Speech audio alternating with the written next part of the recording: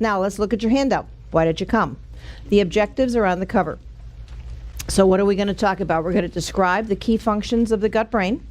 We're going to list several ways that the gut-brain regulates stress and appetite. At that point, it will be lunchtime. Then this afternoon, we're going to talk about stress and GI disorders. We're going to talk about multiple GI disorders.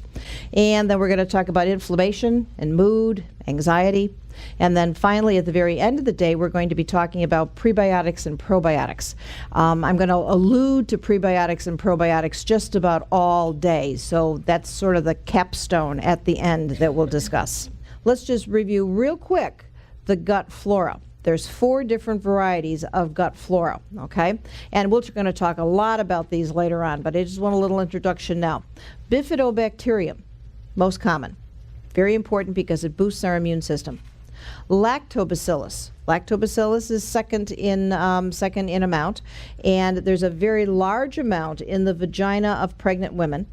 And there's a very large amount that is found in breast milk and therefore in breastfed babies' intestines.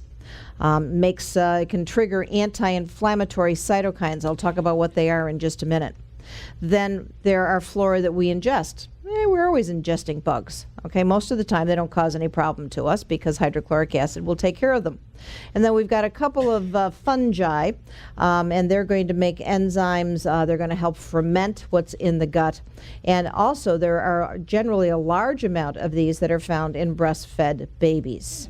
All right, so what causes the immune system in the gut to develop? What causes gut bacteria to colonize? Well, remember, in utero, the baby's gut is sterile. That makes sense, right? Mom doesn't want bugs floating around her placenta, so the baby's gut is sterile. So what causes the baby's gut to begin to colonize is squeezing through the birth canal. And we just said that birth canal is pretty dirty. So it picks up bacteria as it goes through. Well, you got an idea what I'm going to say next, don't you? What happens if it didn't come through the birth canal? What happens if it was born by a C-section? Do you think you got an issue? Oh yeah, you got an issue for life. Because this is the kid that at 2 or 3 months of age is going to have multiple GI issues, have colic, has chronic diarrhea. This is the one that the medical community is putting on proton pump inhibitors and H2 antagonists.